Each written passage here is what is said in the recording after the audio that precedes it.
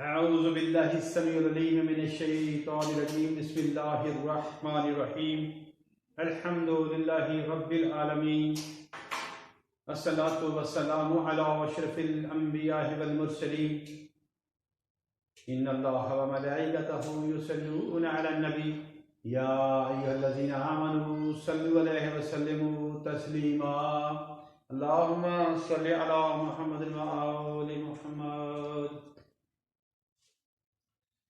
मेरे दोस्तों बुजुर्गों, मेरी पिछली नशिस्त के जो साथ रहे हैं, जंग खैबर से मैंने जो माल गनीमत मिली है वो आप तक पहुंचाई है। जंग खैबर नहीं पड़ा, बस जंगे जो आज जंग उहुद है इसका वाक़या आपके सामने पेश करता हूँ कि जंग उहुद में पाक नबी ने जो वादा लिया था तमाम सहाबा से कि जहाद फ़र्ज है, ये कुफार हमें बहुत तंग कर रहे हैं, बहुत ज़्यादा इनसे हमारे ख़तरात शुरू हैं, हमारे मुसलमानों को जीना नहीं देंगे।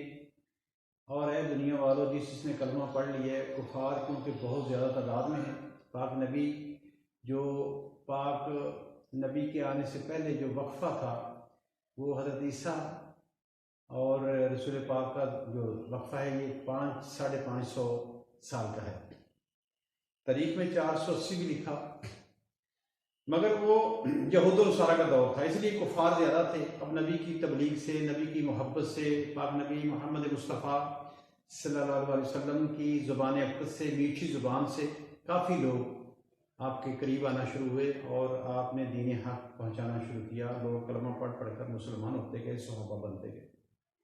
अब रसूल के फिर उनके बाद रसूल खुदा ने उनसे वादा लिया कि जंग करनी है इनके साथ और इनको ख़त्म कर दो। अल्लाह फरमा रहा है जो कुफार ज़िद करते हैं, हट धर्म हैं, सरकश हैं, इनको ख़त्म कर दो, इनको कोर कोर पे मारो, इनकी गर्दन पे मारो, इनको काट दो। ये जंगों का आपने आप लोगों को सिखा के फिर अल्लाह के रसूल ने फरमाया कि डरना नहीं, घबराना नहीं, अल्लाह हमारे साथ है। और जो लोग ईमान ला चुके थे वो रसूल खुदा के साथ इस बात पर घरों पर निकले। जिनका ईमान मुकम्मल नहीं था वो घबरा रहे थे, बहाने लगा रहे थे, हमारे घर अकेले हैं, हम कैसे जाएं, इस तरह की बातें। फिर भी कुछ रह जाते, कुछ चले जाते, जंग उहुद तक पहुंचे। 313 की तादाद थी जंग खैबर पे। आप सरकार ने चारों तरफ वो ऊँट जो है, जंग उहुद इसलिए कहा गया कि उहुद पहाड़ है बहुत बड़ा, उसकी ऊँट में एक मैदान था, मैदान के अंदर आप सरकार का खैमा नस्ब किया गया और मौला कायनात अली मुर्तज़ा आप रसूल खैमा के पास आपकी अतात गुजार अली मुर्तज़ा और आपकी हिफाजत के लिए तैनात किए गए। और मेरे पाक नबी ने सारे सहाबा को तरबियत दी। तो ये वो एक दर्रा था बहुत पहाड़ के दरमियान, उस दर्रे पे 50 सहाबा की ड्यूटी लगा दी। तो बाकी जो हैं वो तमाम सहाबा जो थे वो आप सरकार के साथ तशरीफ़ फरमा थे। 50 की ड्यूटी लगाई कि आपने इधर नहीं आना। तो ये इसके बावजूद ये ऐसा वाक़या हुआ कि कुफार ने जब हमला किया तो जंग शुरू हुई। तो एक तरफ दर्रे पे जो बंदे खड़े हुए थे उन्हें देख के कुफार ने उल्टी साइड से पहाड़ी के ऊपर चढ़कर, क्योंकि फजर के वक्त हमला करते थे। इन जंगों का जो सरदार था वो अबू सुफियान था। अबू सुफियान मक्का से लाता था फौज को, सारे काफिरों को साथ, तो आके जंग करते, फजर के टाइम हमला करते थे। तो जो खैमा के पास हमला किया तो जंग के दौरान तलवारें टूटी। तो उन चंद तलवारें टूटी वो देखकर वो 50 लोगों ने दर्रा खैबर छोड़ दिया। वो जो दर्रा था वो खला था वो छोड़ दिया, सॉरी खैबर नहीं, वो खला था छोड़ दिया। खला था खाली, उसके अंदर खड़े हो जाओ, यहाँ से हमला करें तो आपने उनको रोकना है। तो जंग शुरू हुई, उन्होंने पहाड़ के ऊपर से नीचे उतरना शुरू किया तो सरकार दो आलम के खेमा पे हमला कर दिया। जंग शुरू हुई, मेरे मौला अली ने जंग लड़ना शुरू की, सहाबा कराम ने भी जंग लड़ना शुरू की। जंग लड़ते रहे, कुछ चंद तलवारें टूट गई, उनकी दस्तियाँ गोल्डन रंग की देखकर वो जो सहाबा खड़े हुए थे 50 आदमी, उन्होंने दर्रा वो छोड़ दिया, वो खला छोड़ दिया, छोड़कर आके डूटा हुआ सामान लूटने लग पड़े जंग। तो पीछे से कुफार ने हमला किया तो भगदड़ मच गई। जब भगदड़ मची तो सरकार दो आलम के खैमा के पास से वो कुफार गए और सरकार दो आलम ने ये हालत देखी कि ना मेरी 50 ने मानी, ना जो भाग रहे हैं। भगदड़ में बचते हुए ये शोर पड़ा कि रसूल खुदा नस्तजुबिल्लाह अस्तगफिरुल्लाह के कत्ल हो गए, शहीद हो गए। ये शोर पड़ा तो वो कुछ सहाबा भाग कर पहाड़ों की तरफ चढ़ गए, सामने ओहद की तरफ पहाड़ की तरफ चढ़ गए। ये तारीख भी लिखती है, ये बुखारी शरीफ में भी है, सही बुखारी में भी है, जरा पढ़ के देखें कि कुछ सहाबा भाग रहे थे, उनके नाम नहीं बताए अल्लाह ने कुरान में। देखो ये बहुत बड़ी हिकमत है। वो कौन थे, वो खुद मानी भी हैं और उनका नाम भी किताबों में लिखा हुआ है। ये बुखारी में भी लिखा हुआ है और बड़े बड़े उलमाओं ने लिखा कि वो कौन थे, क्योंकि मौके पे जो रावी थे, जो जानते थे, जंगों को देख रहे थे, जो बच गए थे, वो बाद में रसूल खुदा की वफादारी में ठीक लिख गए।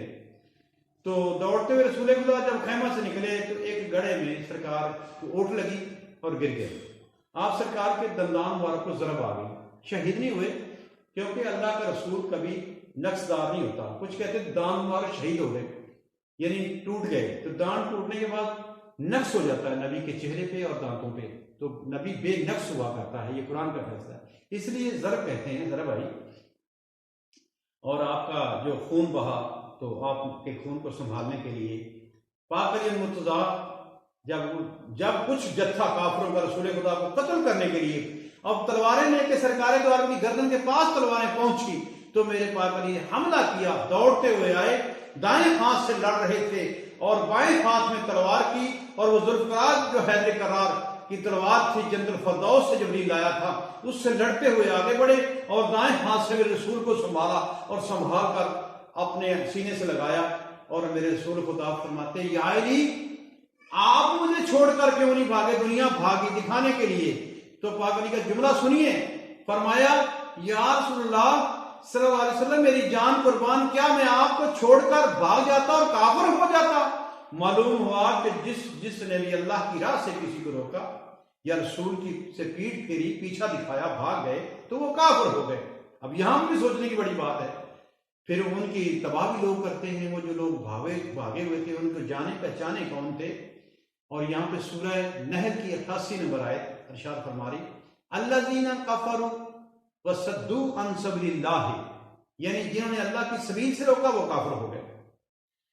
तो इसलिए जब मेरे रसूल ने फिर उनको बुलाया, आवाज पीछे से रसूल पुकार रहे थे, आ जाओ, किसने तुम्हें कहा कि रसूल कत्ल हो गए। वो शोर डालते हुए फिर वापस बुलाया गया। जब वापस आए, रसूल खुदा ने अपने सामने हाजिर कर लिया, पेशी ले ली और कहा, तुम मुझे छोड़ के क्यों भागे थे? कहा, या रसूलल्लाह, हमने इतनी भगदड़ में देखा, शोर मचा कि हम समझे, हमें आवाज आ रही थी रसूल कत्ल हो गए, कल कत्ल रसूलुल्लाह, ये आवाज आ रही थी।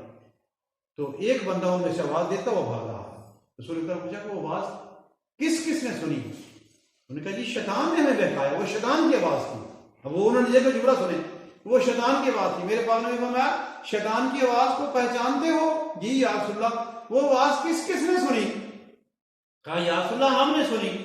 फिर उस सरकार ने फरमाया, अच्छा वो आवाज किस जैसी थी? तो उन बंदों ने एक की तरफ इशारा किया, इस जैसी थी। अब वहां पे बंदा मौजूद पकड़ा। तो दोस्तों, रसूल खुदा को छोड़कर भागना भी जुर्म है, रसूल खुदा की बात ना सुनना भी जुर्म है। मेरा रसूल जो दे वो जिससे रुके मना हो जो। तो वहाँ पे भी जंग पे पाक अली मुर्तज़ा को जंग की, यहाँ पे जंग काफ़ी नुकसान हुआ मुसलमानों का, और ये उनकी नाफरमानी से हुआ। तो मेरी खताबत को अगली खताबत तक जोड़ने के लिए मेरे साथ रहिएगा। अगली खताबत में मैं जंग खैबर पढ़ता हूँ, आपको सुनाता हूँ जिनको जंग खैबर सुनने का, और सॉरी मैं पढ़ता हूँ जंग खंदक पढ़ता हूँ। तो जंग खंदक सुनने जिनको शौक है मेरे साथ रहिएगा। तो इसको सब्सक्राइब करें, चैनल को दूसरों तक पहुँचाएँ, ताकि शेयर करें, ताकि दीन हक़ तक पहुँच जाए। वाखिर दावाना अल्हम्दुलिल्लाहि रब्बिल आलमीन।